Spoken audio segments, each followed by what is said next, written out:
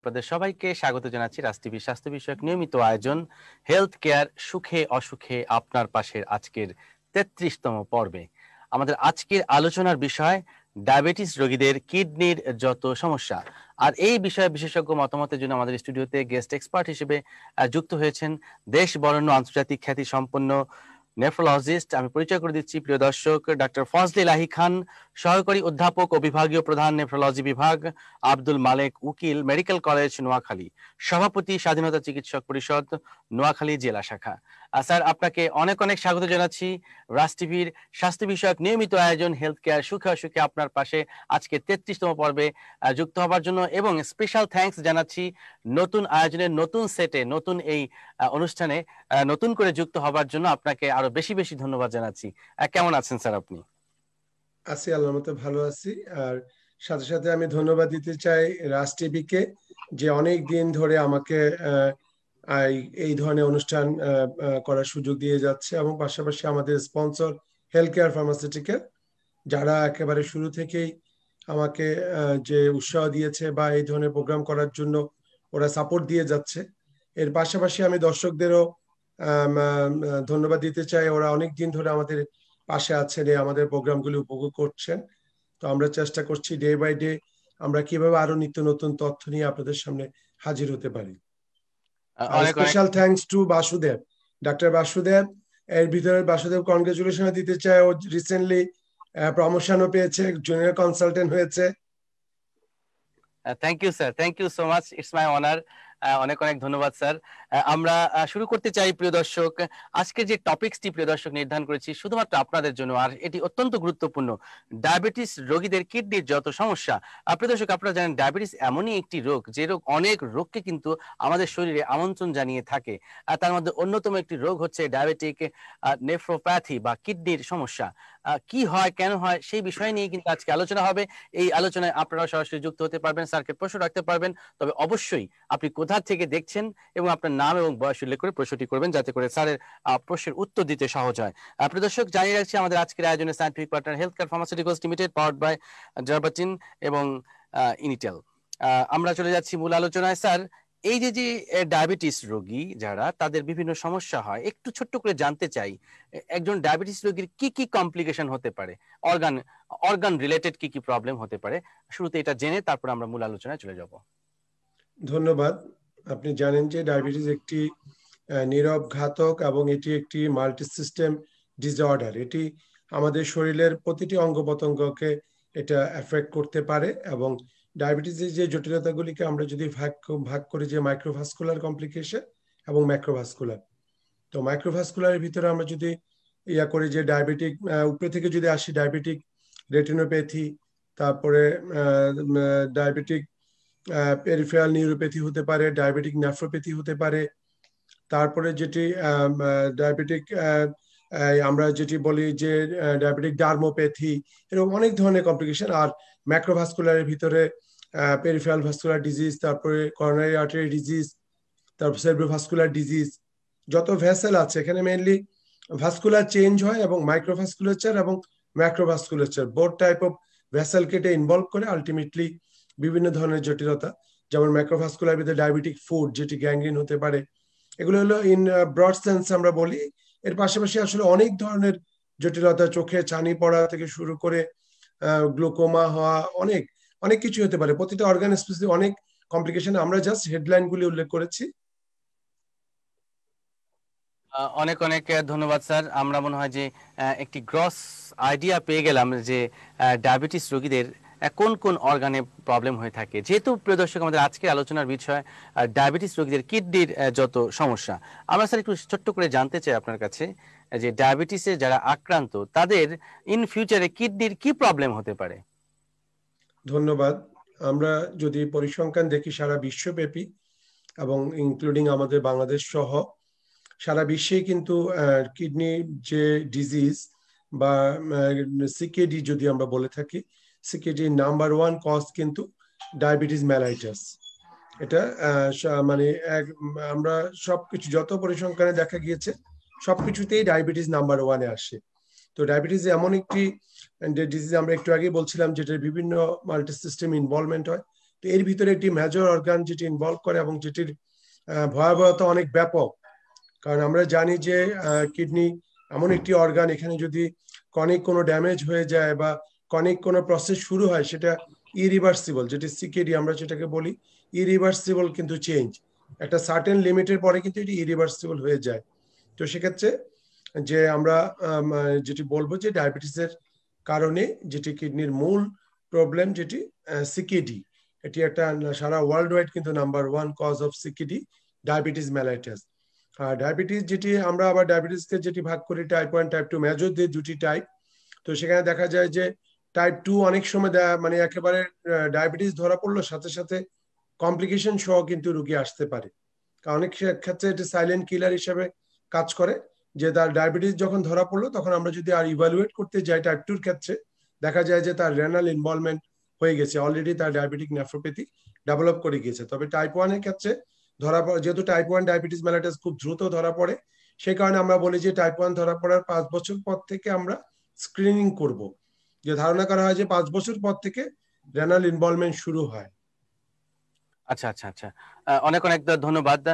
আমরা স্যার ফাঁকে ফাঁকে আমাদের দর্শকদের প্রশ্ন নিতে চাই। আমাদের সাথে অনেক দর্শক যুক্ত হয়ে গিয়েছেন, যুক্ত হয়েছেন আমাদের সাথে মঈন মিশু, যুক্ত আছেন আমাদের সাথে মোহাম্মদ ফয়সাল শেখ, যুক্ত আছেন আমাদের সাথে লিপি আক্তার। তিনি একটি প্রশ্ন করেছেন, প্রশ্নটি করেছেন লিপি আক্তার নোয়াখালী থেকেই। স্যার আপনার কর্মস্থল থেকে হয়তো একজন দর্শক যুক্ত হয়েছেন, লিখেছেন ডক্টর ফজল এলাহি খান স্যারকে অনেক অনেক সালাম জানাচ্ছি এবং ধন্যবাদ জানাচ্ছি সুন্দর আলোচনা করার জন্য, এবং ধন্যবাদ জানাচ্ছি রাজ টিভিকে স্যারকে আমন্ত্রণ জানানোর জন্য। আমার প্রশ্ন ছিল স্যার, ডায়াবেটিক নিউরোপ্যাথি এটি কি মহিলা পুরুষ কোনো পার্থক্য রয়েছে কিনা, কাদের বেশি হয়?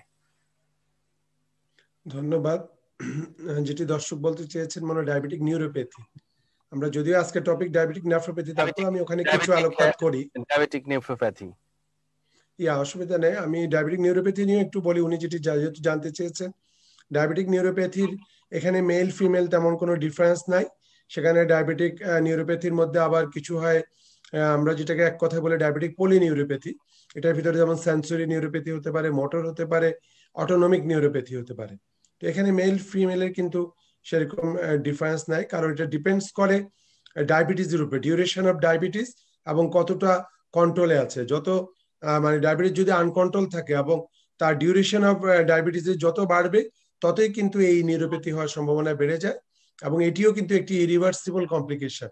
নিউরোপ্যাথি হয়ে গেলে কিন্তু আমরা সেখান থেকে হয়তো নিউরোপ্যাথির পেইন কমায় রাখতে পারি বা অন্যান্য যে সমস্যাগুলি কমাতে পারি ওষুধের মাধ্যমে, কিন্তু একেবারে মানে নির্মূল করা সম্ভব না। এই জন্য আমরা বলি যে সময় মতো টাইমলি ডায়াবেটিসটাকে কন্ট্রোলে রাখা, কারণ না হলে কিন্তু এই নিউরোপ্যাথি এটা এমন একটি কমপ্লিকেশন, এটারও কিন্তু কোনো ওষুধ কিন্তু সেভাবে বের হয়নি, শুধুমাত্র ব্যথা জ্বালা পোড়া এগুলি কমানোর হয়তো কিছু ওষুধ বের হয়েছে, কিন্তু মোস্ট অফ দ্য কেসে কিন্তু এটি রিভার্সিবল ড্যামেজ হয়ে যায় নিউরোপ্যাথিতে। অনেক অনেক ধন্যবাদ প্রিয় দর্শক যুক্ত থাকবার জন্য। আমরা আরো একটি প্রশ্ন দিতে চাই, যুক্ত হয়েছেন শ্যামল সরকার ফরিদপুর থেকে। তিনি লিখেছেন, স্যার আমার আব্বার বয়স 65 বছর, তিনি ডায়াবেটিসের রোগী, ডায়াবেটিস কন্ট্রোলে আছে, রিসেন্টলি তার কিডনিতে পাথর ধরা পড়েছে, এই অবস্থায় তার অপারেশন করা যাবে কিনা, যদি অপারেশন না করা হয় তার কিডনির কোনো জটিল সমস্যা হতে পারে কিনা? ধন্যবাদ দর্শক আপনার অত্যন্ত মূল্যবান একটি কোশ্চেন করার জন্য।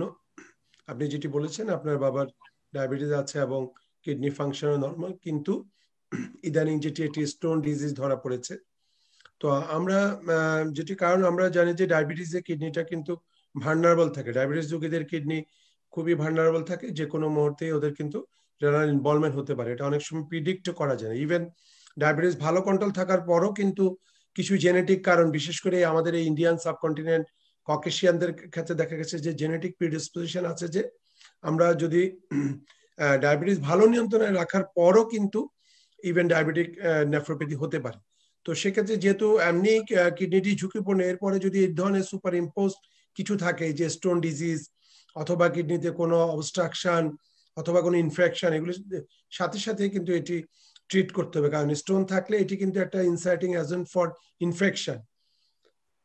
সরি, কারণ কিডনিতে যদি পাথর থাকে ওখানে জীবাণুরা সহজে এসে ওখানে জমবে এবং পরবর্তীতে তার ক্রনিক ইনফেকশন হয়ে যাবে, ক্রনিক পাইলোনেফ্রাইটিস হতে পারে, ইভেন পায়োনেফ্রোসিস, কিডনির ভিতরে পাথ জমে যেতে পারে, তো অনেক কিছুই হতে পারে। এবং ইভেন স্টোন যদি অবস্ট্রাকশন তৈরি করে তাহলে কিন্তু হাইড্রোনেফ্রোসিস, পায়োনেফ্রোসিস অনেক কিছুই হতে পারে। এছাড়া তার স্টোনের ইরিটেশনের কারণে হেমাচুরিয়া, ইউরিনের সাথে ব্লাড যেতে পারে। তো সেক্ষেত্রে এটি আমি বলবো যে যদি স্টোনের লোকেশন বেঁধে আপনি একজন ইউরোলজিস্টের শরণাপন্ন হলে এখন কিন্তু আধুনিক অনেক ধরনের অপশন আছে। ইভেন মানে পেট না কেটে জাস্ট স্টোন ক্রাশ করা যেতে পারে, এটা লিথোট্রিপসির মাধ্যমে। এছাড়া পিসিএনএল যেটি বলি আমরা, বাইরে থেকে ছোট ছিদ্র করে পাথরটাকে ধরে নিয়ে আসা যায়। এর পাশাপাশি মানে ম্যাক্সিমাম কেসে ল্যাপ্রোস্কোপিক্যালি এবং এই যে লিথোট্রিপসির মাধ্যমে, এক্সট্রা কর্পোরাল শকওয়েভ লিথোট্রিপসির মাধ্যমেই কিন্তু স্টোন রিমুভাল সম্ভব। আবার অনেক ক্ষেত্রে কিছু মেডিসিনের মাধ্যমেও আমরা অনেক ক্ষেত্রে ট্রাই করে থাকি, যদি তবে ওই ক্ষেত্রে স্টোন অ্যানালাইসিস যদি করা, যদি আগে তার স্টোন পাসের হিস্ট্রি থাকে, ওই স্টোনটা থেকে যদি আমরা অ্যানালাইসিস করি তখন হয়তো ওই স্টোনের প্রকারভেদ অনুযায়ী কিন্তু কিছু ড্রাগও আছে পাথরটাকে মানে সাইজে কমানোর জন্য অথবা এটাকে আস্তে আস্তে ভ্যানিশ করার জন্য। তো সেক্ষেত্রে আপনি একজন ইউরোলজিস্টের শরণাপন্ন হয়ে আপনাকে দ্রুত আপনার বাবার দ্রুত এটি চিকিৎসা নিতে হবে, নাহলে অনেক আদারওয়াইজ কিডনির সমস্যা তৈরি হতে পারে।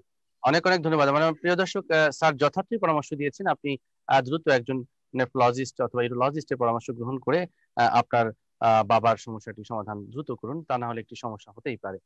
যুক্ত আছেন আমাদের সাথে ডাক্তার সুস্মিতা, তিনি যুক্ত হয়েছেন স্যার সলিমুল্লাহ মেডিকেল কলেজ থেকে। তিনি প্রশ্ন করেছেন, sir, a patients with diabetes mellitus and BPH, if there any chance uh, of being CKD in that case? ধন্যবাদ ডক্টর সুস্মিতা আপনার অত্যন্ত মূল্যবান কোশ্চেনের জন্য। কারণ ডায়াবেটিসের যদি সাথে যদি কেউ বিইপি থাকে, বিনাল এনলার্জমেন্ট অফ দ্য প্রোস্টেট, এটি কিন্তু যেহেতু আমরা জানি যে ডায়াবেটিস রোগীদের কিন্তু যেমন নেফ্রোপ্যাথি যেরকম হতে পারে, আবার কিন্তু ওদের কিন্তু ইউটিআই কিন্তু খুব কমন। আবার যখন ডায়াবেটিক পেশেন্ট অনেকদিন ধরে আনকন্ট্রোল ডায়াবেটিস থেকে ডায়াবেটিক যে অটোনমিক নিউরোপ্যাথি, সেখানে কিন্তু তাদের আস্তে আস্তে নিউরোজেনিক ব্লাডার ডেভেলপ করে, ওদের কিন্তু ব্লাডারের কন্ট্রাক্টিলিটি কমে যায়। এমনি ওরা কিন্তু ব্লাডার ঠিক মতো খালি করতে পারে না অনেক ক্ষেত্রে যত দিন যাবে। আর যদি এটার উপরে যদি সাথে যদি আবার vinyl enlargement of the prostate থাকে, তখন তো তার আরো ইউরিন যে চলার মানে যে অবস্ট্রাকশন বা বাধা আরো তৈরি হয়, তখন কিন্তু তার জন্য যে ক্রনিক রিটেনশন যদি ডেভেলপ করে, সেখান থেকে কিন্তু তার একটা রিকার্ন ইউটিআই, এমনকি পরবর্তীতে যদি অ্যাসেন্ডিং ব্লাডার থেকে যদি ইউরেটার দিয়ে উপরে ইনফেকশন, অ্যাসেন্ডিং ইনফেকশন হয়, দেন পাইলোনেফ্রাইটিসও ডেভেলপ করতে পারে। তো সেই জন্য এটা কিন্তু, কারণ ডায়াবেটিস রোগীদের ক্ষেত্রে ইউটিআই একবার হয়ে গেলে এটা কিন্তু ডিফিকাল্ট টু ট্রিট, খুবই মানে ঝামেলা হয়, এই ইনফেকশন ভালো করা খুবই ডিফিকাল্ট হয়ে পড়ে। তো এই জন্য আমরা বলি যে এই ধরনের কোনো অবস্ট্রাকশন থাকলে আমরা অবস্ট্রাকশন রিলিজের কথা বলি। যেমন স্টোনের কথা বললাম, স্টোন থাকলে স্টোন অনেক অন্য রোগীদের ক্ষেত্রে হয়তো অনেক ক্ষেত্রে আমরা ওভারলুক করতে পারি, বা অনেক ক্ষেত্রে ওয়েট করতে পারি ছোট সাইজ হলে, বা সেক্ষেত্রে আমরা হয়তো চিন্তা করি যে মেডিকেল ম্যানেজমেন্ট ইয়ে হয়ে যাবে। কিন্তু ডায়াবেটিস রোগীদের ক্ষেত্রে এই ধরনের কিছু থাকলে ইমিডিয়েটলি কিন্তু সেটার আইদার, কারণ বিএপির এখন কিছু মেডিকেল ম্যানেজমেন্টও আছে, ইনিশিয়ালি ডায়াগনোসিস হলে মেডিকেল ম্যানেজমেন্টে কিন্তু ভিএপি ওভারকাম করা সম্ভব। আর যদি অ্যাডভান্স স্টেজ হয়ে যায়, moderate two severe enlargement of the prostate হয়, সেক্ষেত্রেও কিন্তু এখন কিন্তু একেবারে নন ইনভেসিভ টাইপের যেসব লেজার সার্জারি অথবা transurethral resection of the prostate, যেটি ল্যাপ্রোস্কোপিক্যালি বা এন্ডোস্কোপিক্যালি সম্ভব, এখন আর কোনো কিন্তু বড় মেজর সার্জারি করা লাগে না। তো সেক্ষেত্রে আমি মনে করি এটাকে দ্রুত এটার কিন্তু intervention either medical or surgical, সেটা মানে according to the size of the posted অথবা তার পিভিআর কেমন, পোস্ট বর্ডাল রেসিডুয়াল ভলিউম, সেটার উপর ডিপেন্ড করে এটা অবশ্যই এটাকে মানে নজর দিতে হবে এবং এটাকে কারেকশন করতে হবে। অনেক অনেক ধন্যবাদ প্রিয় দর্শক, যুক্ত থাকবার জন্য। সুস্মিতা আমাদের সাথে যুক্ত ছিলেন। প্রশ্ন করেছেন রূপম দাস, তিনি লিখেছেন যে স্যার, ডায়াবেটিসে আক্রান্ত রোগীদের সিকেডি হলে বুঝবো কিভাবে? ধন্যবাদ দর্শক, খুবই একটি চমৎকার কোশ্চেন করার জন্য।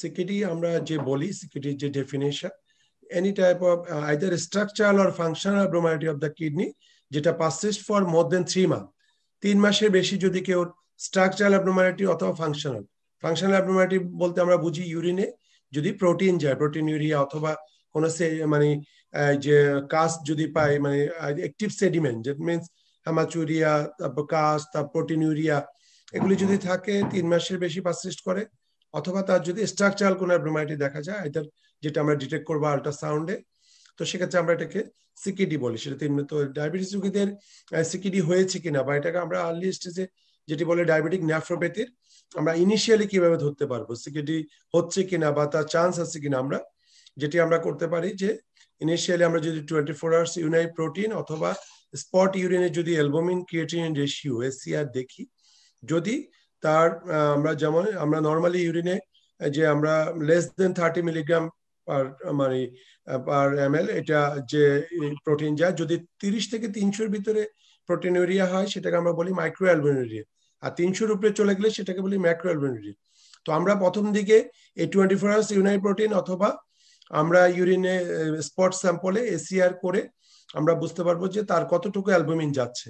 তাহলে সেক্ষেত্রে এটাকে আমরা বলি ইনসিপিয়েন্ট নেফ্রোপ্যাথি। যদি তার মাইক্রো অ্যালবুমিন 30 থেকে 300 মিলিগ্রামের ভিতরে যদি প্রোটিন যায়, সেটাকে আমরা বলি ইনসিপিয়েন্ট নেফ্রোপ্যাথি। এই স্টেজে যদি ধরা পড়ে আমরা বুঝতে পারবো যে তার ডায়াবেটিক নেফ্রোপ্যাথি শুরু হয়েছে। তাহলে সেক্ষেত্রে আমরা খাতে ইন্টারভেনশন করলে প্রোটিনুরিয়া কমানোর জন্য অনেক ড্রাগ আছে। ডায়াবেটিস কন্ট্রোল করতে বলি, ব্লাড প্রেশার থাকলে ব্লাড প্রেশার কন্ট্রোল, ডিসলিপিডিমিয়া ঠিক করা, এরকম অনেকগুলি ফাইন টিউনিং করে আমরা চেষ্টা করি এটাকে প্রিভেনশন করার জন্য। আর তাহলে আপনি যদি বলছেন যে কিভাবে বুঝতে পারবো, তাহলে 1 নাম্বার টেস্ট হলো আমরা 6 মান্থলি বা ইয়ারলি আমরা যেটা তার ইউরিনটাকে 24 আওয়ার্স ইউনাইট প্রোটিন এবং সাইড বাই সাইড আমরা স্পট ইউরিনে এসিআর, এই দুইটা টেস্টের মাধ্যমে কিন্তু আমরা বুঝতে পারবো তার ইউরিনে প্রোটিন যাচ্ছে কিনা এবং কতটুকু অ্যামাউন্টে, সেটা থেকে আমরা বুঝতে পারবো তার সিকিডি ডেভেলপ করার চান্স কতটুকু। তারপরে আমরা যেটি দেখবো তার ক্লিনিক্যালি কিছু এক্সামিনেশন, যেমন তার ফান্ডাস এক্সামিনেশন করলে তার কি রেটিনোপ্যাথি আছে কিনা, কারণ diabetic nephropathy is always associated with diabetic retinopathy. তাহলে সেটা আমরা ফান্ডাস এক্সামিনেশন করলেও বুঝতে পারবো তার ফান্ডাসে কোনো ডায়াবেটিক রেটিনোপ্যাথি চেঞ্জ আসতেছে কিনা। এর পাশাপাশি আমরা পেরিফেরাল নার্ভাস সিস্টেম এক্সামিনেশন করলে ডায়াবেটিক নিউরোপ্যাথি আছে কিনা, কারণ neuropathy retinopathy is always associated with nephropathy. তাহলে আমরা যেটি বলছিলাম যে কিছু ক্লিনিক্যাল এবং কিছু ইউরিন টেস্টের মাধ্যমে আমরা ইনিশিয়ালি ধরতে পারবো।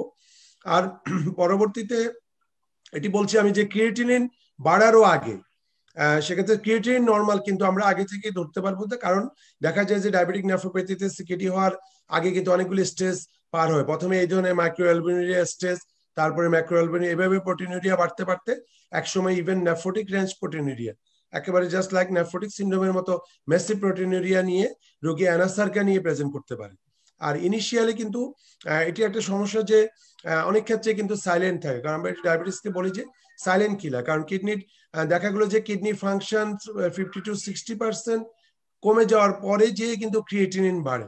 তো সেক্ষেত্রে কিন্তু এটি অ্যালার্মিং যে আমরা তার অনেক ক্ষেত্রে কিন্তু রোগীরা আসে যখন, তখন আর কিছুই করার থাকে না, রোগীরা প্রেজেন্ট করে হয়তো ক্রিয়েটিনিন। আমাদের দেশে যেহেতু রুটিন চেক আপ বা ফলো আপ গুলি নাই, বা বাইরে যেরকম ওরা ইয়ারলি চেক আপ আছে, হেলথ চেক আপ করে ওরা ধরতে পারে, তো আমরা তো সেভাবে আসলে করা হয় না, বা রোগীরা সেভাবে অতটা কিন্তু কনসিয়াস না। এই কারণে কিন্তু দেখা যায় যে আমরা আমাদের দেশে এটি বেশি, আমরা একেবারে অনেক ক্ষেত্রে অ্যাডভান্স স্টেজেও ধরা পড়ে। এমনও রোগী আসে যে ডায়াবেটিসের সাথে তার ক্রিয়েটিনিন 5 নিয়ে আসতেছে, কিন্তু এর আগে গত 2-3 বছরে সে তার ক্রিয়েটিনিনটা দেখেনি, কিন্তু সিম্পল একটি টেস্ট, একটা 200-300 টাকার একটি টেস্ট যেটা গ্রামে গঞ্জে পর্যন্ত অ্যাভেলেবল, একটা ইউরিন টেস্ট, এবং ইউরিনে ইভেন ডিপ স্টিকের মাধ্যমেও কিন্তু আমরা ইউরিনে প্রোটিনুরিয়া আছে কিনা, আবার এই যে 24 আওয়ার্স ইউনাইট প্রোটিন, এটাও কিন্তু এমন কোনো কঠিন কোনো টেস্ট নয়, একেবারে গ্রামে গঞ্জে করার মতো কিন্তু পরীক্ষা। তো সেক্ষেত্রে আমরা এই ক্ষেত্রে আমরা ইনিশিয়ালি আমরা তাহলে কিছু ক্লিনিক্যাল যে রোগীর দেখবো যে আমরা তার আনকন্ট্রোল ডায়াবেটিস, এবং সাথে সাথে তার কিন্তু ব্লাড প্রেশারটাও কিন্তু বেড়ে যাবে। ডায়াবেটিক নেফ্রোপ্যাথি বা যখন সিকিডি ডেভেলপ করতে শুরু করবে, তার যদি আগে তার হাইপারটেনশন না থাকে, নতুন করে হাইপারটেনশন ডেভেলপ করবে, কারণ ডায়াবেটিক নেফ্রোপ্যাথিতে 85% কেসে কিন্তু হাইপারটেনশন থাকে। তো সেক্ষেত্রে হাইপারটেনশন ডেভেলপ করবে, তার চোখে দেখতে অসুবিধা, দ্যাট মিনস রেটিনোপ্যাথি, তার হাত পা অবশ লাগবে, মানে নিউরোপ্যাথি ডেভেলপ করবে। এর পাশাপাশি তার যদি ইনিশিয়ালি কিন্তু ফুলে না, আমরা যখন দেখবো তার নেফ্রোটিক রেঞ্জ প্রোটিনুরিয়া হয়, তখন যে কিন্তু সে ফুলে যেতে পারে। তো আর এছাড়া যদি সিকিডি একেবারে সিকিডি হয়ে যায়, তখন তো সিকিডি ফিচার নিয়ে এসে নশিয়া, ভমিটিং, এই যে পাফিনেস অফ দ্য ফেস, তারপর ইচিং, প্যালোর, এরকম অনেক ফিচার আছে যেগুলো আমরা আমাদের আগের পূর্ববর্তী এগুলিতে আলোচনা করেছি। তো এটি আমি মনে করি এটি যদি রেগুলার চেক আপ, এবং যদি আমাদের যারা চিকিৎসকরা আছেন বিশেষ করে ডায়াবেটিস সেন্টারগুলিতে, ওখানেও কিন্তু আমি মনে করি এ ব্যাপারে বারডেম থেকে এগুলি প্রপার কিন্তু গাইডলাইন দেওয়া উচিত, যে ইচ এন্ড এভরি পেশেন্টকে যে এই যে রুটিন বেসিসে 6 মান্থ অথবা 6 মান্থলি করলে ভালো, যে একটা ইউরিনে একটা পিসিআর বা এসিআর আর একটা 24 আওয়ার্স ইউরিনারি প্রোটিন, একটা সিরাম ক্রিয়েটিনিন, সিম্পল কিন্তু টেস্ট, এগুলির মাধ্যমে আমরা কিন্তু আগে থেকে এই ডায়াবেটিক নেফ্রোপ্যাথি ডেভেলপ করছে কিনা এটি কিন্তু আমরা আগে থেকে ধরতে পারবো। কারণ না হলে কিন্তু এটা একটা বিশাল বার্ডেন আমাদের সারা বিশ্বের জন্য, কিন্তু হেলথ বার্ডেন কিন্তু একটা এই সিকিডি পেশেন্টরা, কারণ এটা কিন্তু অনেক ব্যয়বহুল চিকিৎসা। যদি আমরা ডায়ালিসিসের কথা বলি আর ট্রান্সপ্লান্টের কথা বলি, সবকিছুই কিন্তু অনেক ব্যয়বহুল। এটা সারা ইভেন যেখানে ইন্স্যুরেন্স কাভারেজ আছে সেখানেও কিন্তু ওরা হিমশিম খাচ্ছে উন্নত বিশ্বে। Right, exactly. অনেক অনেক ধন্যবাদ স্যার, আপনার অত্যন্ত চমৎকার ব্যাখ্যা দিয়েছেন। প্রিয় দর্শক, আপনাদেরকে জানিয়ে রাখছি, আপনারা দেখছেন হেলথ কেয়ার সুখা সুখে আপনার পাশে। আমরা আজকে 33তম পর্বে আলোচনা করছি ডায়াবেটিস রোগীদের কিডনির যত সমস্যা, আর এই বিষয়ে বিশেষজ্ঞ মতামত প্রদান করছেন ডক্টর ফজল আহি খান, সহকারী অধ্যাপক ও বিভাগীয় প্রধান নেফ্রোলজি বিভাগ, আব্দুল মালিক, উকিল, মেডিকেল কলেজ নোয়াখালী, সভাপতি সচিব নোয়াখালী জেলা শাখা। প্রিয় দর্শক, আপনাদের জন্য পুরো আয়োজনটি, অতএব আপনারা বেশি বেশি করে আমাদেরকে প্রশ্ন রাখুন। আমরা নির্দিষ্ট সময়ের মধ্যে আপনাদের উত্তর দেওয়ার চেষ্টা করব, এবং বেশি বেশি করে অনুষ্ঠানটি আপনার ফেসবুক থেকে শেয়ার করুন। অনেক দর্শক যুক্ত আছেন আমাদের সাথে। আমরা আরো একটি প্রশ্ন নিতে চাই। লিখেছেন আমাদের সাথে আব্দুল সাত্তার, তিনি লিখেছেন যে স্যার, কোন একটি ডায়াবেটিসের রোগী যদি তার ডায়াবেটিসটাকে সবসময় কন্ট্রোলে রাখে, তার কি সিকিডি হওয়ার সম্ভাবনা আছে কিনা? ধন্যবাদ দর্শক, খুবই একটি ভালো কোশ্চেন করার জন্য। যেটা একটু আগে আমরা উল্লেখ করেছিলাম, মানে যেটা কনভেনশনালি, যেটা যদি কেউ ভালো ডায়াবেটিস কন্ট্রোল রাখে তার কিন্তু সিকিডি হওয়ার সম্ভাবনা খুবই কম। তবে আমরা বলেছি যে কিছু কিছু ক্ষেত্রে কিছু রেয়ার এক্সেপশন, যেটি বিশেষ করে এই সাবকন্টিনেন্টে এশিয়ানদের ক্ষেত্রে, সাউথ ইস্ট এশিয়ান বা ককেশিয়ানদের ক্ষেত্রে দেখা যাচ্ছে যে ইভেন ডায়াবেটিস ভালো কন্ট্রোল রাখার পরও কিন্তু কিছু কিছু কেসে নেফ্রোপ্যাথি বা সিকিডি ডেভেলপ করতে পারে। সেটা মানে, তবে সেক্ষেত্রে আমাদের মানে আমাদের যে মূল আমরা যে ইয়াটা আমরা কিন্তু ডায়াবেটিস কন্ট্রোল রাখবো, এটির পার্সেন্টেজ কিন্তু খুবই কম সেটা। আর এটা এখনো একদম যে এস্টাবলিশড হয়েছে এরকম না, সেটা কিন্তু আরো ফ্যাক্টর কিন্তু সিকিডি কিন্তু ডায়াবেটিস রোগীদের অন্য কারণও, এই যে আমরা যে প্রসিডিউরটা বললাম যে প্রোটিনুরিয়া হয়ে আস্তে আস্তে ডায়াবেটিক নেফ্রোপ্যাথি হয়ে আস্তে আস্তে সিকিডি হওয়া, সেটার বাইরেও যদি এই যে ডায়াবেটিস রোগীদের যদি কোনো স্টোন ডিজিজ থাকে, ইনফেকশন থাকে, তারপরে যদি কেউ এই যে ব্যথার ওষুধ খেতে থাকে, অ্যানালজেসিক নেফ্রোপ্যাথি, অন্য যে কোনো কিডনি ডিজিজ কিন্তু ডায়াবেটিস রোগীদের হতে পারে। আর একটা যেটা ডায়াবেটিসের কারণে যেটি, সেটি তো আমরা বললাম ডায়াবেটিক নেফ্রোপ্যাথি, এর পাশাপাশি কিন্তু ডায়াবেটিস রোগীদের যদি ডায়াবেটিস কন্ট্রোল আছে কিন্তু তার যদি আদার কোনো কিডনি ডিজিজ থাকে, কোনো অবস্ট্রাকশন, স্টোন ডিজিজ, ইনফেকশন, অথবা কোনো সিস্টিক ডিজিজ, অথবা কিডনিতে কোনো টিউমার, ওগুলির কারণেও কিন্তু কিডনির সমস্যা হতে পারে। তো সেক্ষেত্রে ওগুলির দিকেও আমাদেরকে খেয়াল রাখতে হবে। শুধুমাত্র আমরা হয়তো ডায়াবেটিস কন্ট্রোল করে আমরা বসে থাকলাম যে আমার তো ডায়াবেটিস কন্ট্রোল আছে, আমার তো কিডনি ডিজিজ হবে না, এরকম না কিন্তু। কারণ ডায়াবেটিস রোগীদের অন্য সব ধরনের কিডনি ডিজিজও হতে পারে। তো সেক্ষেত্রে আমাদের কিন্তু রেগুলার ফলো আপ এবং স্ক্রিনিং এর মাধ্যমে আমরা একমাত্র যেটি সমাধান, যে আমরা তার কিডনি ডিজিজ হচ্ছে কিনা রেগুলার আমাদেরকে এটির প্রতি খেয়াল রাখতে হবে। কারণ এটি খুবই ভাইটাল হয়। যেমন আমরা হার্টে কিন্তু আমরা যদি ইসকেমিক হার্ট ডিজিজ হয়, কোনো অ্যাথেরোস্ক্লেরোটিক প্লাক জমে, করোনারি আর্টারি ডিজিজ, সেখানে কিন্তু আমরা স্টেন্টিং করে রিভাস্কুলাইজেশন করতে পারি, বাইপাস সার্জারি করা যায়। কিন্তু কিডনির ক্ষেত্রে কিন্তু ওয়ান্স যদি একটা ক্রনিক প্রসেস শুরু হয়ে যায় সিকিডি, সেক্ষেত্রে অনেক ডিফিকাল্ট হয়ে যায় এটাকে প্রগ্রেশনটাকে হল্ট করা। ইনিশিয়ালি হয়তো একদম ক্রিয়েটিন 2.5 পর্যন্ত বলে যে রিভার্সিবল, কিন্তু এটা তারপরও খুব ডিফিকাল্ট। তো সেক্ষেত্রে আমরা এই জন্য এখানে প্রতিরোধের কোনো বিকল্প নাই, যেন না হয় সেই জন্যই আমাদেরকে কিন্তু খেয়াল রাখতে হবে। আগে থেকেই সতর্কতা অবলম্বন করতে হবে এবং নিয়মিত চেক আপ করতে হবে, এর কোনো বিকল্প নেই। প্রিয় দর্শক, আমাদের সাথে যুক্ত থাকবার জন্য ধন্যবাদ। সেই সাথে আমরা আরো কিছু দর্শকের নাম মেনশন করছি যারা যুক্ত আছেন। মোহাম্মদ আতিকুর রহমান সুজন, তিনি আমাদের সাথে যুক্ত আছেন, এবং আপনি যে প্রশ্ন করেছেন আতিকুর রহমান সুজন, সেটির উত্তর নিশ্চয়ই আপনি পেয়েও গিয়েছেন। যুক্ত আছেন আমাদের সাথে আরো একজন স্বনামধন্য চিকিৎসক, ডাক্তার জাহাঙ্গীর আলম। তিনি আমাদের দুজনকে বেস্ট উইসেস জানিয়েছেন।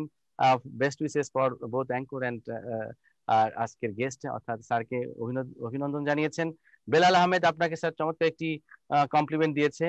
তিনি লিখেছেন যে প্রিয় স্যার, একদম চিঠির মতন করে লিখেছেন, প্রিয় স্যার, গত 1 বছর ধরে আপনার সাথে থাকার সৌভাগ্য হয়েছে। আপনার ছায়াতলে এসে নোয়াখালীবাসীর কিডনি চিকিৎসা যেভাবে এগিয়ে গেছে, আমার কাছে মনে হয় অন্য চিকিৎসাগুলো সেভাবে এগিয়ে যায়নি। এ নিয়ে আপনার সামনের দিনের কি কোনো প্ল্যান রয়েছে কিনা? আর এভাবে আপনি একা একা এই নোয়াখালী বাসীর জন্য চিকিৎসা জগতের লাইট হাউস হিসেবে যাত্রা করেছেন, তার জন্য আপনাকে জানাই স্যালুট। অনেক অনেক ধন্যবাদ। প্রিয় দর্শক, এভাবেই আসলে প্রিয় ব্যক্তিত্বদেরকে যখন প্রিয় মানুষগুলো অভিবাদন জানায়, আমার মনে হয় যে আরো একটি উৎসাহ তৈরি হয়, আরো এক ধাপ এগিয়ে যায় কাজ করার উৎসাহ। স্যার, আপনার একজন দর্শক আপনাকে সুন্দর একটি অভিবাদন জানিয়েছে, তার উদ্দেশ্যে যদি কিছু বলার থাকে বেলাল আহমেদ। ধন্যবাদ দর্শক। আসলে আমি চেষ্টা করে যাচ্ছি শুরু থেকে। আর যেহেতু আমি নেফ্রোলজিস্ট, এই জন্য আমার একটু ইন্টারেস্ট আছে আমার সাবজেক্টের প্রতি। এই কারণে আমি চেষ্টা করেছি যে নোয়াখালী হাসপাতালে সরকারি পর্যায়ে একটি 20 শয্যার ডায়ালিসিস ইউনিট চালু করা এবং একটি 16 বেডের ডায়ালিসিস সম্পূর্ণ শীতাতপ নিয়ন্ত্রিত একটি হুম, কিডনি ওয়ার্ড চালু করেছি 16 বেডের। তো পাশাপাশি আমি চেষ্টা করি এখানে সব ধরনের পরীক্ষা নিরীক্ষার সুব্যবস্থা আমরা করেছি, যে আমাদের যে কিডনি ওয়ার্ড এবং এই যে ডায়ালিসিস ইউনিটে এখানে কিন্তু আমাদের একটি স্বয়ংসম্পূর্ণ আলাদা একটি ল্যাব আছে, যেখানে অত্যাধুনিক সব মেশিনারি সহ একেবারে full automatic biochemistry analyser, ELISA, even এমনকি এবিজি মেশিন, তারপরে ক্যাপিলারি ইলেকট্রোফোরেসিস মেশিন হতে শুরু করে মানে যত অত্যাধুনিক মেশিন আমরা কিন্তু স্থাপন করেছি। তো এখানে কোনো রুগীরা, আমাদের কিডনি রুগীদের কিন্তু এখন আর কোনো টেস্টের জন্য বাইরে যেতে হবে না। আমার এই যে কিডনি ডায়ালিসিস যে কমপ্লেক্স বা কিডনি ওয়ার্ড, সেখানে কিন্তু সব ধরনের পরীক্ষা নিরীক্ষা আমরা সুব্যবস্থা করেছি। আর আপনি যেটি বলেছেন অন্যান্য ডিপার্টমেন্টগুলি, সেটা তো আমরা চেষ্টা করে যাচ্ছি। আপনি জানেন আমাদের ভবন ছিল না, আমরা ইতিমধ্যে নতুন ভবনের কাজ শুরু হয়েছে। তো আমি আশা করি, এবং ইতিমধ্যে আমরা কিন্তু 150 বেডের সেন্ট্রাল অক্সিজেনের কাজ শুরু হয়ে গিয়েছে, যেটি বিশ্ব ব্যাংক এবং ইউনিসেফ থেকে ফাইন্যান্স করেছে। আমরা এটি প্রচেষ্টার ফলেই কিন্তু আমরা এটি বাস্তবায়ন করতে সক্ষম, মানে বাস্তবায়ন শুরু করতে সক্ষম হয়েছি। কারণ এটি নোয়াখালী ডিস্ট্রিক্ট কিন্তু ছিল না। পরবর্তীতে আমরা বারবার কিন্তু চিঠি দিয়ে এবং আমাদের মাননীয় মন্ত্রী জননেতা জনাব ওবায়দুল কাদের ভাই, উনি ডিও লেটার দিয়েছিলেন, এবং আমাদের নোয়াখালী সদর আসনে এমপি মহোদয় জননেতা জনাব একামুল করিম চৌধুরী, উনার নির্দেশনা এবং উনিও ডিও লেটার দিয়েছিলেন যে এখানে সেন্ট্রাল অক্সিজেন, সে তারই ধারাবাহিকতায় আমাদের এখানে কিন্তু সেন্ট্রাল অক্সিজেনের কাজ শুরু হয়ে গেছে। এবং এমনকি লিকুইড অক্সিজেন প্ল্যান্ট সহ, যেখানে আমাদের আর অক্সিজেনের জন্য এই যে হাহাকার বা এগুলি আর থাকবে না। ইনিশিয়ালি এখন 150 বেডের হচ্ছে, আবার নতুন ভবনটি হলে সেটার মধ্যে আরো 300 বেডের সেন্ট্রাল অক্সিজেন অলরেডি ধরা আছে। সেখানে আইসিইউ, সিসিইউ, আরো 10টি ডায়ালিসিস মানে ডায়ালিসিসের ব্যবস্থা ওই নতুন ভবনটির সাথে ধরা রয়েছে। তো আমরা চেষ্টা করে যাচ্ছি আস্তে আস্তে, আমরা হাঁটিহাঁটি পা করে যে নোয়াখালী স্বাস্থ্য ব্যবস্থাকে এগিয়ে নেওয়ার চেষ্টা করে যাচ্ছি। তো আশা করি নিশ্চয়ই। ইনশাল্লাহ আমাদের আহ, সাথে থাকবেন। আমরা সামনে অবশ্যই আমরা চাবো যে নোয়াখালী স্বাস্থ্য ব্যবস্থাকে ঢেলে সাজাতে। নিশ্চয়ই নিশ্চয়ই বেলাল আহমেদ, নিশ্চয়ই আপনারা পাশে থাকবেন। এভাবে আপনার পাশে থাকলে আসলে কাজ করা অনেক সহজ হয়। অনিমা বিশ্বাস যুক্ত হয়েছেন আমাদের সাথে, তিনি স্যার অনেক আগতি মিনতি জানিয়েছে। আসসালামু আলাইকুম স্যার, আমার 12 বছর হলো ডায়াবেটিস আছে, এখন কিছু জটিলতা হচ্ছে, আমি আপনার কাছে চেক আপে থাকতে চাই, প্লিজ হেল্প মি, কিভাবে দেখাতে পারি? অনিমা বিশ্বাস, আপনি কোন রিজন থেকে দেখছেন ঠিক জানি না। স্যার আহ, মানে ভার্চুয়ালি তো জানি না রোগী দেখছেন কিনা, তবে রাজ টিভিতে নিয়মিত স্যার আহ, স্বাস্থ্য বিষয়ক অনুষ্ঠান শো করছেন। পাশাপাশি স্যার যদি একটু বলেন আপনাকে কিভাবে অনিমা বিশ্বাস দেখাতে পারে। তার 12 বছর ধরে ডায়াবেটিস আছে, প্লাস পাশাপাশি তার কিছু কমপ্লিকেশন অ্যারাইজ করেছে, তিনি আপনার মানে অধীনে চিকিৎসা নিতে চাচ্ছেন, আপনাকে কোথায় দেখাতে পারবে? ধন্যবাদ দর্শক। যদি নোয়াখালী, বৃহত্তর নোয়াখালী হয়ে থাকে, তাহলে আমাকে কিন্তু আমাদের যে সদর হাসপাতালের যে আমাদের কিডনি বিভাগ, সেখানে আসলেই কিন্তু দেখাতে পারবে। আমি ওনাকে ওয়েলকাম জানাচ্ছি। আমি চেষ্টা করব ওখানেই ওনাকে সেবা দেওয়ার। আর যদি উনি নোয়াখালীর বাইরে হয়ে থাকেন, আমি ট্রাই করব ওনাকে ভার্চুয়ালিও, যদি উনি আমার নাম্বারটি এখান থেকে আমরা হয়তো এখানে স্ক্রিনে বা ইয়েতে দিয়ে দিব, নাম্বার দিয়ে আপনি হোয়াটসঅ্যাপ অথবা ভাইবার অথবা ভাইবার এবং হোয়াটসঅ্যাপ, এই দুটাই আমি বেশি ইউজ করি, সেগুলিতেও কিন্তু আপনি আপনার সমস্যাগুলি জানাতে পারেন। যদি, কারণ বাইরের ডিস্ট্রিক্ট হলে আপনার জন্য নোয়াখালী আসা অনেক ডিফিকাল্ট হয়ে যাবে। অবশ্যই। অনিমা বিশ্বাস, আপনি নিশ্চয়ই রাজ টিভির অফিসিয়াল যে ফেসবুক পেজ রয়েছে, সেখানে যে অনুষ্ঠানগুলো থাকে আর্কাইভ হিসেবে, সেখানে স্যারের হটলাইন নাম্বার রয়েছে, অ্যাপয়েন্টমেন্ট নাম্বার রয়েছে, আপনি সেখান থেকে যোগাযোগ করে স্যারের অ্যাপয়েন্টমেন্ট নিতে পারবেন। প্রিয় দর্শক, জানিয়ে রাখছি আপনারা দেখছেন হেলথ কেয়ার সুখে আপনার পাশে 33তম পর্বে আমরা আলোচনা করছি ডায়াবেটিস রোগীদের কিডনির যত সমস্যা, আর এই বিষয়ে বিশেষজ্ঞ পরামর্শ প্রদান করছেন অত্যন্ত স্বনামধন্য চিকিৎসক, দেশবরণ আন্তর্জাতিক খ্যাতিসম্পন্ন নেফ্রোলজিস্ট ডাক্তার ফজলে লাহি খান, সহকারী অধ্যাপক ও বিভাগীয় প্রধান নেফ্রোলজি বিভাগ, আব্দুল মালেক উকিল, মেডিকেল কলেজ নোয়াখালী, সভাপতি স্বাধীনতা চিকিৎসক পরিষদ নোয়াখালী জেলা শাখা। স্যার, আমরা অনেক দর্শকের প্রশ্ন আছে, জানি না সবগুলো প্রশ্ন উত্তর নিতে পারবো কিনা। যুক্ত আছেন আমাদের সাথে হিমি আক্তার। তিনি একটি চমৎকার প্রশ্ন করেছেন যে স্যার, যে সমস্ত রোগীর আনকন্ট্রোল ডায়াবেটিস রয়েছে এবং যাদের ডায়ালাইসিসের প্রয়োজন, সেই ডায়ালাইসিসের আগে ডায়াবেটিসটাকে কিভাবে কন্ট্রোল করতে হবে, এবং আনকন্ট্রোলড অবস্থায় তার ডায়ালাইসিস দেওয়া যাবে কিনা? হিমি আক্তারের প্রশ্নের উত্তরটি আশা করছি স্যার। ধন্যবাদ হিমি আক্তার তার মূল্যবান কোশ্চেনের জন্য। উনি যেটি বলছেন যে ডায়ালিসিসের মানে তার মানে রোগী ডায়ালিসিসের পর্যায়ে চলে গেছে এবং পাশাপাশি আনকন্ট্রোল ডায়াবেটিস। এমনি সাধারণত কিন্তু যখন কেউ কিডনি ডিজিজ দেখা দেয় বা সিকিডি হয়ে যায় তখন আমরা দেখি যে তার ডায়াবেটিস কিন্তু অটোমেটিক কন্ট্রোল হয়ে যায়। এমনকি এমনও হয় যে কোনো রোগীর আগে যে ইনসুলিন নিত অথবা ওষুধ খেত কিছুই নিতে হচ্ছে না, বরং তার ফ্রিকুয়েন্ট হাইপোগ্লাইসেমিক অ্যাটাক হয়। কারণ আমরা জানি যে আমাদের যে ইনসুলিন মেটাবলিজম সেটা লিভারের পাশাপাশি কিডনিতেও হয়। তো এই কারণে কিডনি যখন ডিজিজ থাকে, কিডনি ডিজিজ অবস্থায় কিন্তু তার ইনসুলিন মেটাবলিজম কমে যায়। এই কারণে ইনসুলিন যে মানে সহজে মেটাবলিজম হতে পারে না, ইনসুলিনের মানে শরীরে রয়ে যায়, সে কারণে তাদের কিন্তু উল্টা কোনো ওষুধও নিতে হয় না। তবে কিছু কিছু ক্ষেত্রে দেখা যায় যে কিছু কিছু রোগীর ক্ষেত্রে যে এই ধরনের আনকন্ট্রোল ডায়াবেটিস দেখা দেয়।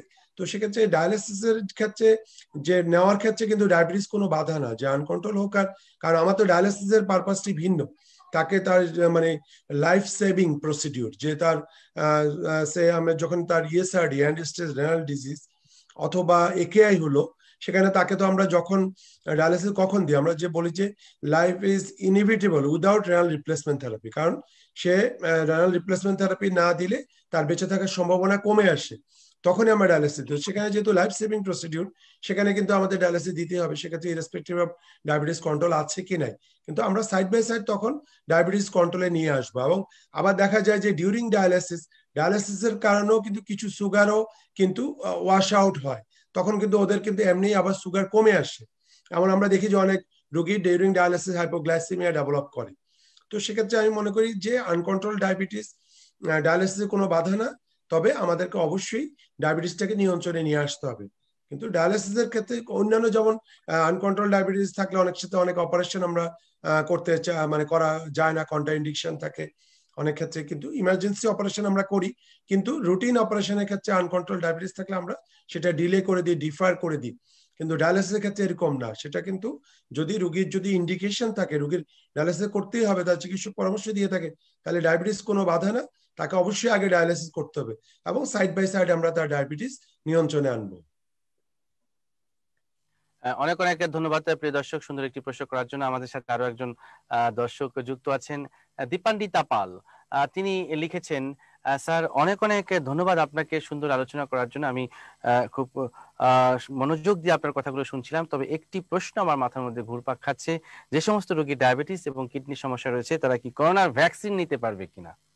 দীপান্বিতা পালের একটি আগ্রহের প্রশ্ন, স্যার যদি উত্তর দেন। ধন্যবাদ।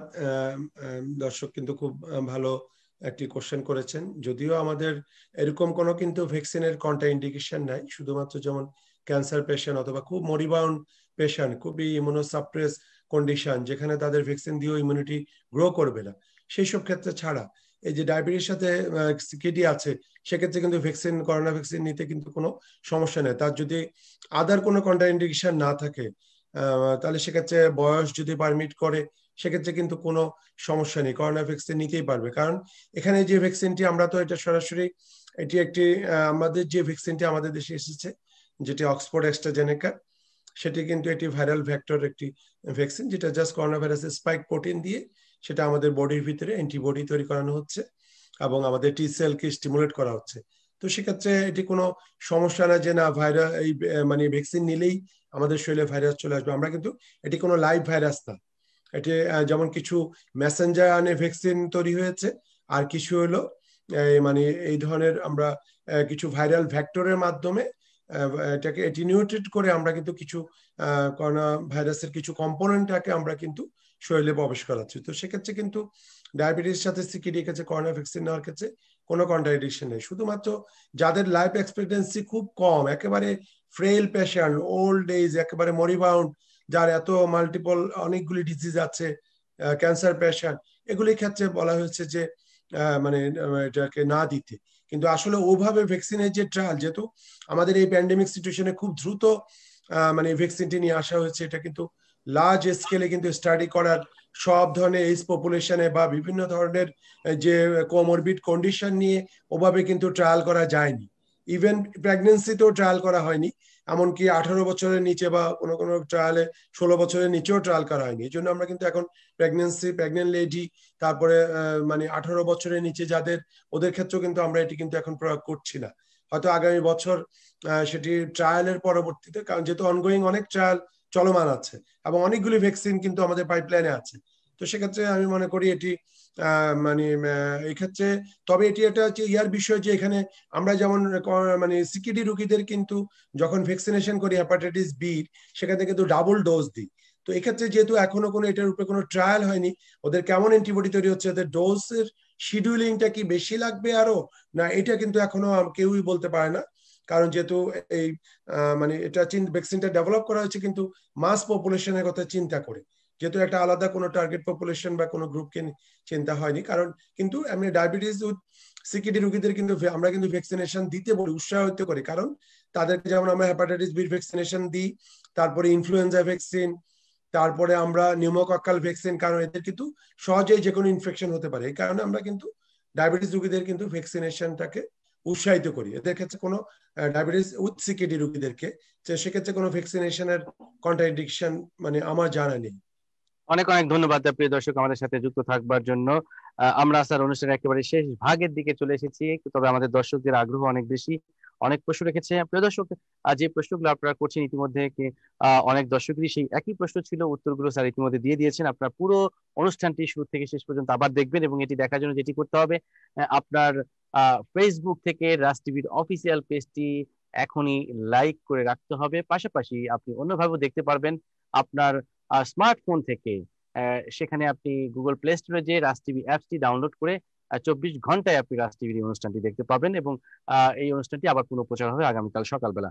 প্রিয় দর্শক, আমরা জানিয়ে রাখছি আমাদের আজকের আয়োজন হেলথ কেয়ার সুখ সুখে আপনার পাশে। আমরা আলোচনা করছি অত্যন্ত গুরুত্বপূর্ণ একটি বিষয় নিয়ে, ডায়াবেটিস রোগীদের কিডনির যত সমস্যা, এবং এই বিষয়ে বিশেষজ্ঞ মতামত প্রদান করছেন ডক্টর ফজিলাহি খান, সহকারী অধ্যাপক ও বিভাগীয় প্রধান, নেফ্রোলজি বিভাগ, আব্দুল মালেক উকিল মেডিকেল কলেজ নোয়াখালী, সভাপতি স্বাধীনতা চিকিৎসক পরিষদ, যে নোয়াখালী জেলা শাখা। প্রিয় দর্শক, আমরা অনুষ্ঠানের যেহেতু একেবারে শেষ ভাগে চলে এসেছি, শেষ প্রশ্নটি স্যারের কাছে রাখতে চাই। স্যার, যাদের ডায়াবেটিস এবং সিকেডি দুটি সমস্যায় একই সাথে রয়েছে, তাদের ক্ষেত্রে স্বাভাবিক যে জীবনযাত্রা অন্য মানুষ করে থাকে, তাদের ক্ষেত্রে খাদ্যাভ্যাসের কি কি পরিবর্তন আনা প্রয়োজন, কোন কোন খাবারগুলো তাদের গুরুত্ব সহকারে খেতে হবে, এবং কোন কোন খাবারগুলো গুরুত্ব সহকারে ত্যাগ করতে হবে জীবন থেকে?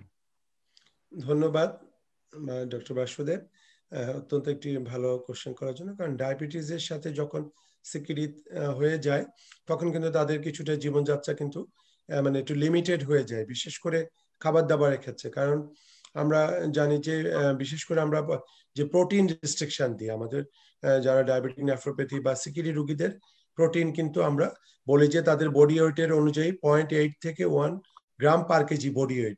দ্যাট মিনস একটা 50 কেজি মানুষের 40 গ্রাম থেকে শুরু করে 50 গ্রাম, বা 60 কেজি হলে আমরা এরকম 50 থেকে 60 গ্রাম প্রোটিন, সেটি 1 টুকরা মাছ অথবা 1 টুকরা মাংস, একটি ডিম, 1 কাপ দুধ, এরকম আমরা কিন্তু আমাদের এই চার্ট করা আছে। এমনকি এটা এখন এত মানে গুগল সার্চ দিলেও কিন্তু পাবে যে 50 গ্রাম প্রোটিনের যে ডায়েট, তাহলে আমাদের এই মানে প্রোটিন রেস্ট্রিকশন করতে হবে।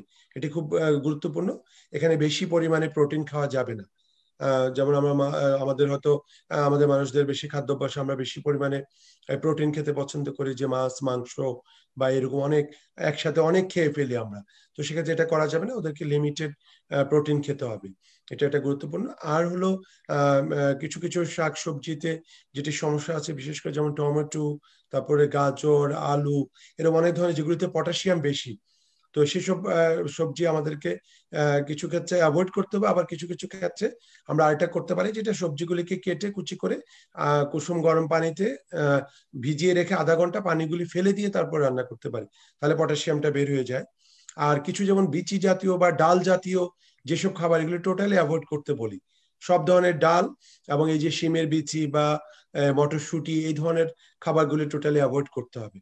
কারণ এগুলি কিন্তু আমাদের জন্য এই যে হাইপার ফসফেটিমিয়া প্লাস মানে আরো যে পটাশিয়াম হতে শুরু করে বিভিন্ন ধরনের কিন্তু কিডনির মানে যেই কিডনি আমাদের সমস্যা হয়ে যাওয়াতে অনেক কিছু এসকেলেট করতে পারে না, তখন এই জন্য আমরা এই ধরনের ডায়েট, আসলে এই খাবারগুলি কিন্তু কোনো সরাসরি কিডনির ক্ষতি করে না। প্রোটিন যেমন সরাসরি ক্ষতি করে, বেশি প্রোটিন খেলে সরাসরি ক্ষতি হবে, কিন্তু এই সবজি বা শাকগুলিতে কিন্তু মানে পটাশিয়াম বা ফসফেট এগুলি বাড়াতে পারে, কিন্তু এগুলি কিন্তু যেহেতু কিডনি ঠিক নেয়, কাজ কম করে, সে কারণে যে পটাশিয়াম বের করতে পারছে না অথবা ফসফেট এক্সক্রিশন করতে পারছে না, সে কারণে আমরা এই শাক সবজিগুলি খেলে ফসফেট বা পটাশিয়াম বেড়ে যেতে পারে।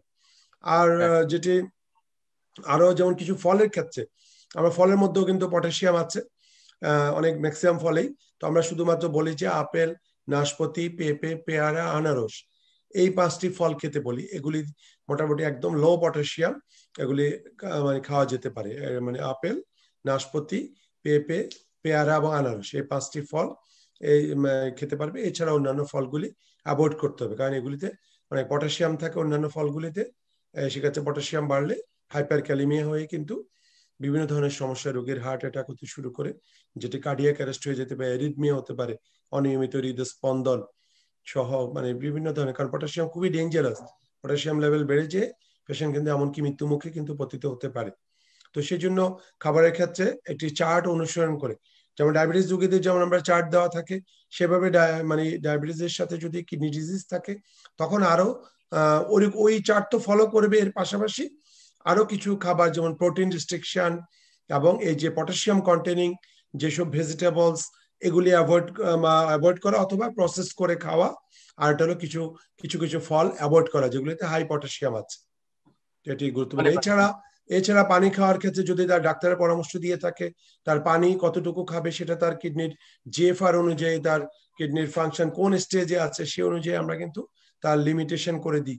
অনেকের ভুল ধারণা আছে যে কিডনি ডিজিজ হলে পানি খেতে হবে, কিন্তু এটা কিন্তু ভুল, যে ইচ্ছা মতো পানি খাওয়া যাবে না। তার ডাক্তারের পরামর্শ অনুযায়ী, এটা পেশেন্ট টু পেশেন্ট ভেরি করবে, তার কিডনির স্ট্যাটাস অনুযায়ী তাকে আমরা হয়তো কেউকে আধা লিটার, কেউকে 3 পোয়া অথবা 1 লিটার, 1.5 লিটার এই ধরনের পানি খেতে দিই।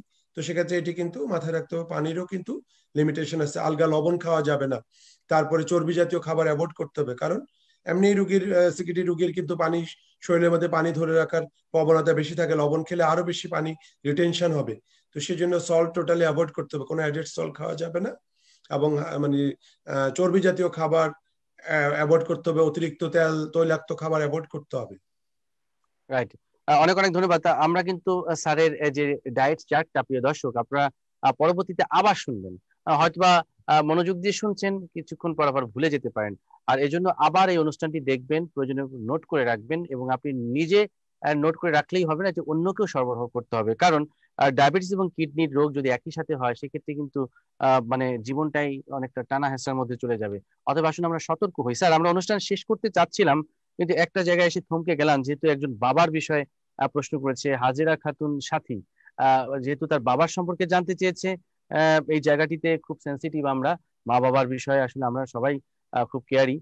তো সেক্ষেত্রে তিনি জানতে চেয়েছেন যে আমার বাবার কিডনির পয়েন্ট বলতে হয়তো বা তিনি ক্রিয়েটিনিন লেভেলটা বোঝাতে চেয়েছেন, যে 4-5-এর মতন থাকে, তবুও অনেক শ্বাসকষ্ট হয়, তখন ডায়ালাইসিস দিতে হয় কেন, জানালে উপকার হয়।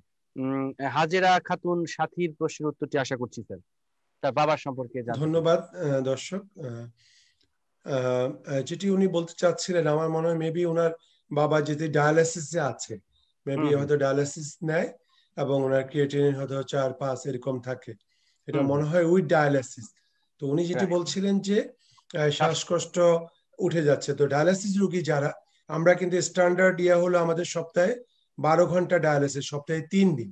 কিন্তু আমরা দেখা যায় যে মোস্ট অফ দ্য কেসে আমাদের রোগীদের আর্থসামাজিক অবস্থার কারণে 2 দিনের বেশি ডায়ালিসিস নিতে পারে না। এমনও রোগী আছে সপ্তাহে 1 দিন ডায়ালিসিস নেয়। তো এদের ক্ষেত্রে যেটি হচ্ছে, কারণ আমার কিডনি কিন্তু 24 hours into 7 এবং 365 days কন্টিনিউ কাজ করে যাচ্ছে, কিন্তু আমরা যখন কেউ ডায়ালিসিস ডিপেন্ডেন্ট হয়ে যায়, তখন আমরা এই যে মাত্র 4 ঘন্টা বা 8 ঘন্টা সাপোর্ট দিয়ে কিন্তু কিডনির ফাংশন গুলি করানো বা বিশেষ করে ফ্লুইড এবং ইলেকট্রোলাইটস ব্যালেন্স করা ডিফিকাল্ট হয়ে যায়। তো তখন দেখা যায় যে ওরা যদি এডুকেট যদি ডায়ালিসিস না হয়, তাহলে কিন্তু রোগীদের এই ধরনের শ্বাসকষ্ট হতে পারে, এটা একটা ইম্পর্টেন্ট ফ্যাক্টর। আরেকটা যেটি হলো, রোগীরা অনেক সময় যে ডায়ালিসিসের পরে আমরা কিন্তু যে রোগীকে মানে ওই যে পানির যে লিমিটেশন দিই, যে রোগীর ইউরিন আউট, অনেক রোগীর কিন্তু ডায়ালিসিস করা সত্ত্বেও অনেকের কিন্তু কিছুটা ইউরিন আউটপুট হয়, সেটাকে হুম, আমরা ক্যালকুলেট করে রোগীকে পানির কিন্তু একটা ইয়া করে দিই, যে ক্যালকুলেশন করে দিই সে প্রতিদিন কতটুকু পানি খাবে।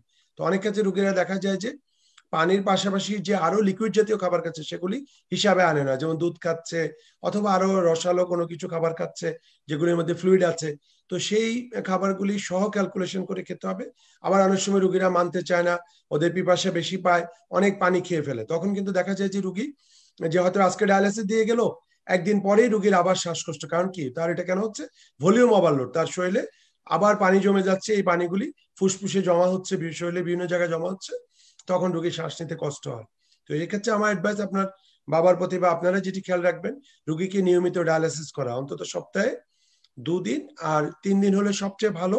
এবং তার যে উনি যেখানে ডায়ালিসিস নিচ্ছে সেখানে তার যে আমরা ডায়ালিসিস রোগীদের একটা অ্যাডভাইস দেওয়া থাকে, এদের জন্য একটা কার্ড থাকে, একটা ট্রিটমেন্ট কার্ড থাকে, সেখানে বলা থাকে তার ওয়েট চার্ট নিয়ে থাকি আমরা, তার বিফোর ডায়ালিসিস এবং আফটার ডায়ালিসিস ওয়েট দেখি আমরা, এবং আবার পরবর্তীতে ডায়ালিসিস নিতে আসলে তার কত ওয়েট গেইন হলো সেটা দিয়ে আমরা ক্যালকুলেশন করি, যে ইন বিটুইন ডায়ালিসিস তার ওয়েট গেইন দিয়ে আমরা এটা নিয়ে ধারণা করি তার কতটুকু পানি সে খেয়েছে বা তার কতটুকু পানি বের করতে হবে। তো এই ক্ষেত্রে যেটি আপনি লক্ষ্য রাখবেন, আপনার বাবা যেন কোনো মতেই তার জন্য নির্দেশিত পরিমাণ পানির চেয়ে বেশি পানি না খায়, অথবা অন্যান্য লিকুইড খেলো ওগুলিকে ক্যালকুলেশন করে তার নির্ধারিত পরিমাণের ভিতরে তাকে লিকুইড জাতীয় খাবার খেতে হবে, এবং নিয়মিত ডায়ালিসিস নিতে হবে যেন ডায়ালিসিস মিস না করে। আবার এছাড়াও আবার যদি কেউ হার্ট ডিজিজ থাকে, কারণ ডায়ালিসিস রোগীদের বা কিডনি রোগীদের কিন্তু অনেক মাল্টি সিস্টেম ডিজিজ থাকে, কারণ যাদের ডায়ালিসিস নিতে হয় ওদের দেখা গেলো যে side by side heart disease থাকতে পারে, সেক্ষেত্রে সেখানে সেই কারণেও হার্ট ফেলিউর যদি থেকে থাকে সে কারণেও শ্বাসকষ্ট হতে পারে। তো সেক্ষেত্রে একটু প্রপার ইভ্যালুয়েশন লাগবে। তবে এই যে ডায়ালিসিস রোগীদের এই যে খুব দ্রুত শ্বাসকষ্ট দেখা দেয়, সেটা মূল কারণ কিন্তু ফ্লুইড ওভারলোড এবং পর্যাপ্ত ডায়ালিসিস না নেওয়া। অনেক অনেক ধন্যবাদ হাজিরা খাতুন সাথী, আপনি মনে হয় স্যারের কথাগুলো মনোযোগ দিয়ে শুনেছেন এবং নিশ্চয়ই আপনি কথাগুলো মনে রাখবেন, আর যদি ভুলে যান তাহলে আবার অনুষ্ঠানটি দেখবেন। অনেক অনেক ধন্যবাদ স্যার, অত্যন্ত প্রাঞ্জল ভাষায় হাজিরা খাতুন সাথীর এই প্রশ্নটির মাধ্যমে যথার্থ কারণ উল্লেখ করার জন্য। প্রিয় দর্শক, আমরা অনুষ্ঠানের একেবারে শেষ ভাগে চলে এসেছি, আমাদের অনুষ্ঠান শেষ করতে হবে। তবে বরাবরের মধ্যে আমি শেষ করার আগে আমাদের আজকের যে প্যানেল এক্সপার্ট ডক্টর ফজলে ইলাহি খান, যিনি এই অনুষ্ঠানের আজকের মধ্যমণি, স্যারের যে সুন্দর প্রাঞ্জল ভাষায় যে বর্ণনাগুলো আমাদের রোগীদের অনেক উপকার আসবে বলে আমরা মনে করছি। স্যারের একটু অনুভূতি জানবো যে স্যার আপনি এত সুন্দর করে কিভাবে বলেন, প্লাস পাশাপাশি রাজ টিভির এই অনুষ্ঠানে আসতে পেরে, আজকের এই নতুন সেটে অনুষ্ঠানটি করতে পেরে কেমন লাগলো, এবং আমাদের রাজ টিভির দর্শকদের উদ্দেশ্যে সর্বশেষ আপনার কি বলার আছে? ধন্যবাদ ডক্টর বাসুদেব। আসলে আমি চেষ্টা করি, সুন্দর বলি কিনা জানি না, কিন্তু চেষ্টা করি বুঝিয়ে বলার জন্য। ইভেন আমার রোগীদেরকেও আমি চেম্বারে চেষ্টা করি ডিজিজ প্রসেসটাকে বুঝিয়ে দেওয়ার জন্য, স্টুডেন্টদেরকে তো অবশ্যই। তো চেষ্টা করি আমি যখনই আমার আমি জুনিয়র ফেলোদের বা স্টুডেন্টদের বলবো যে যখন একটা জিনিস পড়ার সময় যেন এটা বুঝে যেন পড়ে। আমরা মেডিকেল সায়েন্স কিন্তু অনেক মজা যদি আমরা সেটা বুঝতে পারি।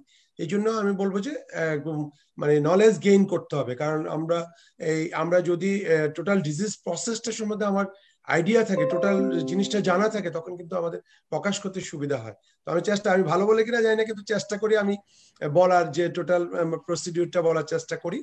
আর আমার আজকের অনুভূতি যে রাজ টিভির এই যে নতুন আঙ্গিকে, যে রাজ টিভি নতুন স্টুডিওতে, এবং আমি এখানে অনুষ্ঠান করতে পেরে স্টুডিও থেকে, এবং ডাক্তার বাসুদেব কুমারের সাথে অনুষ্ঠান করতে পেরেছি, আমি নিজেকে গর্ববোধ করছি। আর দর্শকরা তো আসলে আমাদেরকে অনেক দিন ধরে আমাদের সাথে আছেন। আমি দর্শকদের প্রতি উদ্দেশ্য, আমাদের যে উপদেশ থাকবে আমার যেটি, দয়া করে স্বাস্থ্যবিধি এই যে মেনে চলা, করোনার জন্য যেমন আমরা বলছি যে স্বাস্থ্যবিধি মেনে চলা, সেই পাশাপাশি অন্যান্য রোগের ক্ষেত্রে, এই যে ডায়াবেটিস, উচ্চ রক্তচাপ, তারপরে হার্ট ডিজিজ, এগুলির ক্ষেত্রে যে নিয়মিত চেক আপে থাকা, ওষুধগুলি খাওয়া, তারপরে পরিমিত জীবনযাপন করা। কারণ দেখা যায় যে রোগীরা প্রায় সময় কিন্তু এই যে হয়তো বিশেষ করে ডায়াবেটিস রোগীরা বলে যে আমার শরীরে আমি বুঝতে পারি আমার ডায়াবেটিস নিয়ন্ত্রণে আছে। অনেক রোগীরা এমনও রোগী পাই যে 3-4 বছরও সে কোনো ডায়াবেটিস চেক আপ করে না, তার কিডনি ডিজিজ নিয়ে সে আসে। তখন অনেক দুঃখ লাগে যে এত মানে একটা প্রিভেন্টেবল ডিজিজ, সেটাকে যদি সে সামান্য একটা ব্লাড সুগার দেখা, তার একটা মেশিন বাসায়ও কিনে নিতে পারে 500-600 টাকা দামের, বা এখন গ্রামে গঞ্জেই কিন্তু এ ধরনের মেশিন আছে। তো সেক্ষেত্রে কিন্তু খুব ইজিলি কিন্তু এটি রোগীরা সহজে তার ডায়াবেটিসটা কন্ট্রোলে আছে কিনা। ব্লাড প্রেশার কিন্তু বাসাতেও এখন যে কেউ, এটার জন্য ডাক্তার হওয়ার দরকার নেই, যে কেউ কি শিখিয়ে দিলে কিন্তু এখন, এছাড়া ডিজিটাল ব্লাড প্রেশার মেশিন আছে। তো সেক্ষেত্রে যারা উচ্চ রক্তচাপের রোগী, দয়া করে প্রেশার ওষুধ বন্ধ করবেন না, নিয়মিত ব্লাড প্রেশারটা মাপাবেন। ডায়াবেটিস রোগী যারা, ওরা প্রায় ওষুধ বন্ধ করে দেয়, বিভিন্ন ধরনের অল্টারনেটিভ, এমনকি অনেকে আছে বিভিন্ন হোমিওপ্যাথিক, আয়ুর্বেদিক বিভিন্ন ধরনের অল্টারনেটিভ চিকিৎসা মানুষের কথা ধরে নিচ্ছে। কিন্তু এবার আমার রিকোয়েস্ট, দয়া করে হাতে ধরে বিপদ ডেকে আনবেন না। এই ডিজিজ গুলিকে অবশ্যই, এটার কোনো কিন্তু নির্মূলের কোনো ওষুধ এখন পর্যন্ত বিজ্ঞানীরা আবিষ্কার করতে পারে না। ডায়াবেটিস, উচ্চ রক্তচাপ বা হার্ট ডিজিজ, এগুলিকে আমাদেরকে প্রতিরোধ করতে হবে, এই যে নন কমিউনিকেবল ডিজিজ গুলি। তো প্রতিরোধী কিন্তু আমাদের একমাত্র বাঁচার আশা। তো তাই বলবো দর্শক, আপনারা দয়া করে সচেতন হন এবং স্বাস্থ্যসম্মত জীবনযাপন করুন, এবং পরিমিত খাবার গ্রহণ করুন, কায়িক পরিশ্রম করুন, এবং যে মানে আমরা কিভাবে সুস্থ থাকতে পারি এবং ভালোভাবে বেঁচে থাকতে পারি, সেই কামনা থাকবে আপনাদের প্রতি। আপনারা সবাই ভালো থাকবেন, এবং পরিশেষে রাজ টিভি এবং হেলথ কেয়ারকে আবারও ধন্যবাদ দিতে চাই। ধন্যবাদ সবাইকে, শুভরাত্রি। অনেক অনেক ধন্যবাদ স্যার। আমরা নিশ্চয়ই প্রত্যাশা করবো এভাবেই আপনি রাজ টিভি এবং রাজ পরিবারের সাথেই থাকবেন, এবং সেই সাথে আপনি একজন ডাইনামিক ফিজিশিয়ান, যার সফল নেতৃত্বে আজ নোয়াখালী যে আব্দুল মালেক উকিল মেডিকেল কলেজ একটি উন্নততর চিকিৎসা সেবার একটি দৃষ্টান্ত স্থাপন করেছে বাংলাদেশের বুকে, এবং সেই ধারা অব্যাহত থাকবে, সেই শুভ প্রত্যাশায় আপনার জন্য রইল। প্রিয় দর্শক, আপনারা তখন উপভোগ করলেন হেলথ কেয়ার সুখে অসুখে আপনার পাশে 33তম পর্বে আমরা আলোচনা করলাম ডায়াবেটিস রোগীদের কিডনির যত সমস্যা। প্রিয় দর্শক, স্যার যে কথাগুলো বললেন, আমরা শেষ কথাটি যদি বলতে চাই যে আসুন, আপনার কিডনি আপনার সম্পদ। আপনি যদি কিডনি ভালো রাখতে চান, ডায়াবেটিসটাকে কন্ট্রোলে রাখতে হবে, বিশেষ করে যারা ডায়াবেটিসের রোগী রয়েছেন। তো আসুন আমরা ডায়াবেটিস সঠিকভাবে নিয়ন্ত্রণে রাখি, এবং একজন ডায়াবেটিস বিশেষজ্ঞ ডাক্তারের পরামর্শে থাকি। পাশাপাশি একজন কিডনি রোগীর উচিত হবে একজন কিডনি বিশেষজ্ঞ ডাক্তারকেও শরণাপন্ন হওয়া। তো আসুন আমরা নিজেরা ভালো থাকি, নিজেদের পরিবারকে ভালো রাখি, সেই সাথে সুন্দর একটি বাংলাদেশ নির্মাণ করি। সবাইকে আবারও ধন্যবাদ জানিয়ে আজকের আয়োজন এখানেই শেষ করছি। দেখা হবে আগামী পর্বে। সে পর্যন্ত ভালো থাকুন, সুস্থ থাকুন, এবং রাজ টিভির সাথেই থাকুন। শুভরাত্রি। You are watching Raj TV, Jagorone, Bangladesh. Please subscribe our channel.